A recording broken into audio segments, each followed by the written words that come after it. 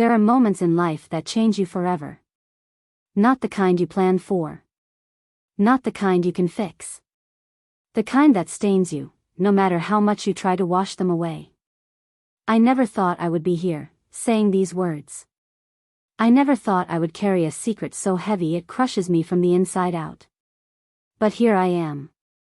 And this is my story. A few nights ago, my brother came home drunk. That wasn't unusual. I had cleaned up after him before, made sure our parents never saw him stumbling through the house like a mess. I thought that night would be no different.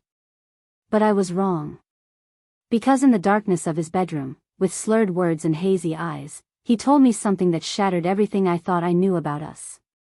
Something I should have stopped. But I didn't. And now? Now I don't know who I am anymore. Before we begin, I want to warn you, this story is not easy to hear. It deals with boundaries that should never be broken, choices that can never be undone, and the kind of guilt that lingers long after the moment has passed. If these topics make you uncomfortable, I understand if you choose to stop watching now. But if you stay, I promise you this, I will tell the truth. No matter how much it hurts. No matter how much it damns me. Because some stories have to be told, even if they leave scars. I don't know where to start. Maybe with the obvious. Maybe with the part of me that wants to make excuses. That wants to believe this didn't just happen out of nowhere. That if I go back far enough, I'll find a moment where things could have changed. Where I could have stopped it before it started. I guess that moment doesn't exist. But if you're going to understand what happened, you need to understand us. I'm 22. I still live at home. Not because I want to, but because it's easier this way. Easier for my parents. Easier for my brother. Easier for me to pretend I have some kind of purpose. I was always the good one. The dependable one. The one who didn't get in trouble. I wasn't loud. I wasn't reckless. I wasn't the kid who made a scene at family dinners or got calls home from teachers. That was always Willie. And maybe that's why I learned to fix things. Because someone had to. Because when things went wrong, someone had to keep it all from falling apart. And I guess, somehow, that became my job. Willie is 3 years older than me. 25 now. When we were kids, he was my hero. The kind of brother who made life exciting. Who could convince me to sneak out late just to watch the stars or build a fort out of old blankets and pretend we were anywhere but home. But somewhere along the way, things changed. In high school, he was the popular one. The one everyone wanted to be around. The one who had this energy, this effortless way of making people feel like they belonged. Like he could light up a room without even trying. And I watched from the sidelines, always the little sister, always just a step behind, never quite able to keep up with the world he lived in. Then college happened. And the drinking started. At first, it was just normal stuff. Parties. Late nights. A little too much fun. But then it got worse. He started coming home wasted. He'd say it was just one night, that he was just having fun, but I could see it. The way it was getting away from him. The way he was losing control. Our parents didn't want to see it. They never do. To them, Willie could do no wrong. He was still their golden boy, still the one they bragged about at family gatherings. So I stepped in. Again. I was the one picking him up when he was too drunk to drive. The one making excuses. The one making sure he got to bed safely so our parents never saw him stumbling through the house like a wreck. I told myself it was just temporary. That he'd grow out of it. That it wasn't that bad. I told myself a lot of things. Our family looks perfect from the outside. The kind of family you see in holiday cards. Smiling. Well put together. The kind that makes people think, I wish my family was like that. But no family is perfect. Our parents love us, but they don't see us. Not really. They see what they want to see. They see the version of us that fits the story they've told themselves. The one where Willie is charming and full of potential, and I am steady and dependable, and everything is exactly as it should be. They don't see the parts of us that don't fit. They don't see Willie's recklessness. They don't see the way I've spent my whole life cleaning up after him. They don't see the nights I stay awake worrying about what trouble he's going to get himself into next. They don't see me. And maybe that's why I never told them. Maybe that's why I never screamed that night. Why I never ran. Because I was too used to holding everything together. Even when I should have let it break. That night should have been like all the others. It started the same way. A late night call. His friends dropping him off at the house because he was too drunk to get inside on his own. I heard the car pull up, the sound of laughter that wasn't really laughter, more like that messy, slurred noise that happens when people don't know how to control themselves anymore. I peeked out the window. Willie was leaning against the car, barely standing. His friends weren't even trying to help. They just dumped him there like a broken thing they didn't want to deal with anymore. I sighed, slipping on my shoes, already knowing what I had to do. I stepped outside, waved them off, and hooked my arm around Willie's waist. He smelled like beer and sweat and something else, something sharp and bitter that made my stomach turn. "Come on," I whispered, dragging him toward the house. "Let's get you inside before Mom and Dad see you." He mumbled something, head dropping against my shoulder. He was heavy. Almost dead weight. But I had done this before. I knew how to carry him. I knew how to handle him. Or at least, I thought I did. Because that night was different. I was just trying to get him to bed. That was all. He was too drunk to stand on his own, mumbling things I couldn't make out. I had one arm under his shoulders, guiding him through the dark hallway. His weight made every step feel heavy, like dragging a body that didn't want to move. "Almost there," I whispered, pushing open his door. I lowered him onto the bed, waiting for him to mumble something stupid like he always did. It was routine. Drunken rambling. Nonsense. But this time, his voice was different. Softer. Slower. Like he was thinking about every word before he let it slip past his lips. Then he said it. "You're so beautiful, Mia. More beautiful than you even realize." I froze. I told myself it was just the alcohol. Just words spilling out of a mind too fogged up to know what it was saying. But then he kept going. "I think about you a lot. More than I should." My body went cold. I tried to laugh. A forced, awkward chuckle, something to break the tension. "You're drunk, Willie. Just sleep." I turned to leave, but his hand grabbed my wrist. Tight. "No, I need to tell you something." His fingers burned against my skin. I could feel my pulse hammering beneath them. "I've done things, with your pictures."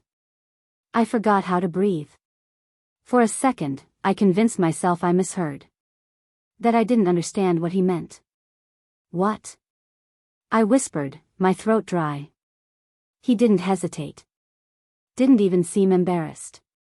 "I go on your socials. I look at your pictures. And I..." The rest of the words blurred. I don't think my brain let me process them all at once. I just stood there, my ears ringing, my stomach twisting into knots. This wasn't happening. It couldn't be happening. "I can prove it to you," he said, reaching for his phone. That was the moment. That was the moment I should have screamed. I should have pushed him away. Should have walked out and slammed the door so hard it rattled the walls. But I didn't move. I couldn't move.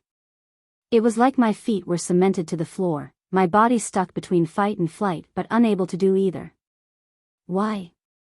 I keep asking myself that. I keep replaying that moment, searching for an answer that makes sense.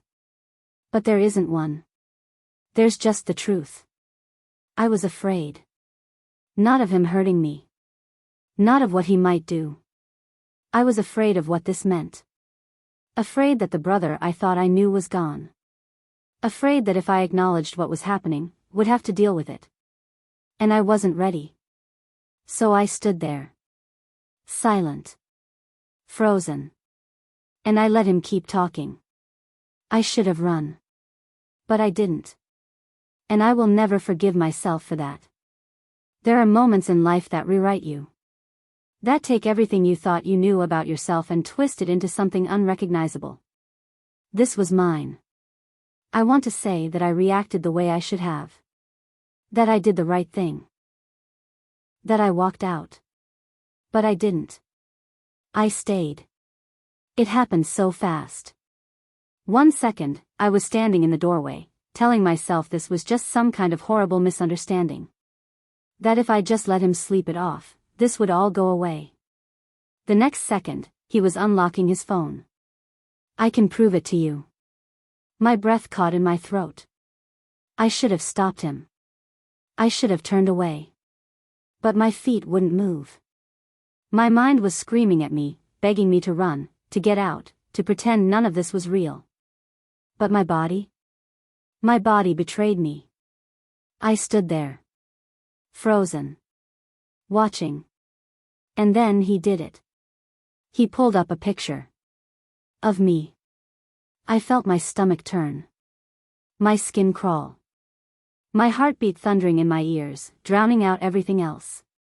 It wasn't a provocative picture. It wasn't anything special. Just a photo from my social media. Me smiling. Me existing. But to him, it was something else. "This is my favorite one," he murmured.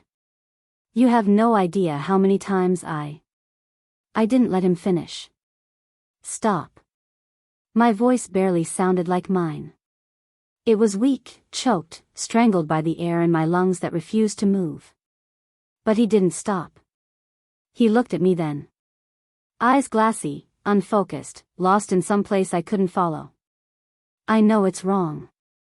His voice was soft. Almost pleading.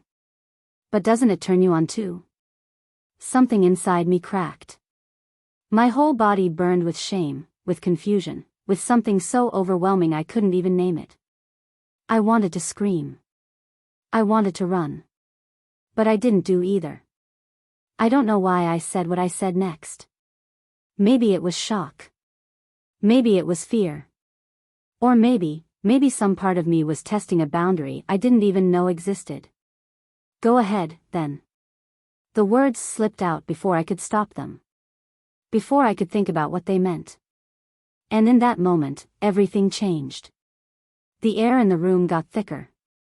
The silence stretched between us, suffocating, unbearable. I knew I had just crossed a line. But I didn't know how to go back. I wish I could tell you I snapped out of it. That I ran. That I screamed. But the truth is, I didn't.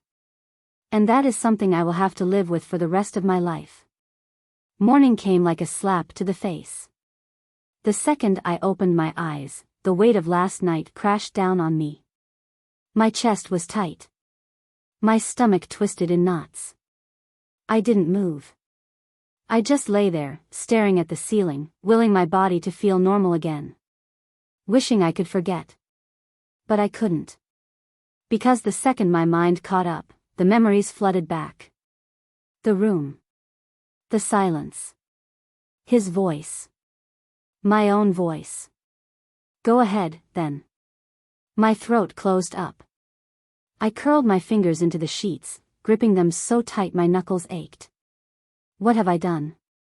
The question sat heavy in my chest, sinking deeper with every breath. I should have stopped it. I should have walked away. But I didn't. And now? Now I had to live with it. I didn't see Willie that morning. He was already gone by the time I forced myself to crawl out of bed. Maybe that was for the best. Because I didn't know what I would have done if I had to look at him. If I had to face him. Would he pretend like nothing happened? Would he look at me the way he always did? Would he act normal? The thought made my skin crawl. I stood in front of the bathroom mirror, gripping the sink, staring at my own reflection. I didn't recognize myself. My face was the same. My eyes, my mouth, my hair, nothing had changed. But I had changed. There was something hollow in my gaze, something distant, like I was looking at a stranger. I turned on the faucet, splashing cold water on my face, as if that would somehow wash away the feeling in my chest. But nothing helped. Nothing made the nausea go away. For the rest of the day, I tried to act normal. Tried to convince myself I had control over my own thoughts. But my mind wouldn't stop. It kept replaying everything. Over and over. Like a cruel joke I couldn't escape. And the worst part? The thing that made my stomach turn more than anything else? Some part of me, some twisted, disgusting part of me, didn't regret it. Not in the way I should have. And that? That was the real betrayal. That was the part of myself I couldn't face. I told myself it wasn't my fault. He was the one who said those things. He was the one who crossed the line. But I didn't stop him. I let it happen. I let it happen, and I didn't run. And what kind of person does that make me? I wanted to scream. I wanted to undo it. But the past doesn't work that way. So I did the only thing I could do. I buried it. I pushed it down so deep I prayed it would disappear. I convinced myself that if I just ignored it, if I acted like nothing had changed, then maybe it never really happened. Maybe I could erase it. Maybe I could erase me. The silence was the worst part. The way it stretched between us. The way it filled every corner of the house, thick and suffocating. We didn't talk about it. Not once. Days passed, and we just avoided each other. I stopped looking at him. Stopped staying in the same room for too long. If I heard him coming down the hall, I turned the other way. If we crossed paths, neither of us spoke. It was like we had made some unspoken agreement to pretend that nothing had happened. But the silence didn't erase it. If anything, it made it worse. Because when something isn't spoken, it doesn't disappear. It lingers. It rots. It poisons everything.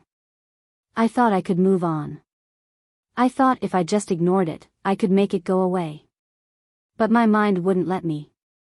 The questions followed me everywhere. Did I betray myself? Did I betray my family? Am I just as twisted as he is? I kept replaying it over and over, trying to make sense of it, trying to rewrite the memory into something that didn't make me sick. But the truth was the truth. And I hated myself for it. I hated that I let it happen. I hated that I didn't stop it. And I hated, deeply, in a way I couldn't even fully understand, that some part of me had frozen. That some part of me had let it happen. What kind of person does that make me? I thought about telling someone. Once. Twice. 100 times. But every time I got close, my throat closed up. Because how do you even start that conversation? Who would believe me? Who would understand? And what if they didn't? What if they looked at me differently? What if they saw me the way I was starting to see myself, as something disgusting, something broken? I couldn't risk that. So I kept my mouth shut. And the silence swallowed me whole. I started pulling away from everything. Stopped answering texts. Stopped hanging out with friends. Stopped eating properly, stopped sleeping. When I looked in the mirror, I didn't see me anymore. I saw someone who didn't belong in her own skin. I saw someone I didn't recognize. And the worst part? I felt like I deserved it. Like whatever happened to me, whatever I was feeling, it was my own fault. Because if I had been stronger, if I had done the right thing, maybe I wouldn't feel like I was drowning. Maybe I wouldn't feel like I had to live with this forever. But I do. I have to live with it. And I don't know if I'll ever forgive myself. Some things in life can never be undone. Some moments change you forever. And no matter how much you wish you could go back, rewrite the past, erase the choices you made, the truth remains. You have to live with it. And that's what I've been trying to do. But living with something and healing from it are two very different things. For weeks, I convinced myself that if I didn't talk about it, if I locked it away and never looked at it again, then maybe, just maybe, it would disappear. But silence doesn't make things go away. Silence is what lets pain fester. It's what lets guilt turn into self-hatred. It's what makes you wake up every morning feeling like you're suffocating in your own skin. I thought avoiding him would help. I thought distancing myself from him, from my family, from everything I knew, would make it easier. But all it did was trap me in my own mind, in my own shame. I can't keep doing this to myself. I can't keep pretending I can carry this alone. Because the truth is, no one should have to. I still don't know if I can ever look at my brother the same way again. I don't know if I can ever forgive him. And the harder truth? I don't know if I can ever forgive myself. I tell myself that I wasn't the one who crossed the line. That it wasn't my fault. But the voice in my head whispers back, then why didn't you stop it? And I don't have an answer for that. Maybe I never will. But what I do know is this. The longer I keep this inside, the more it eats away at me. And I refuse to let it destroy me. I refuse to let silence be the thing that breaks me.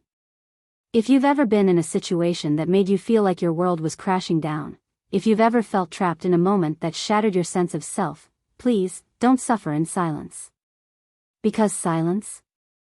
It's a prison. And the longer you stay in it, the harder it is to escape. I don't know what happens next for me. I don't know how I'll move forward, or if I ever will.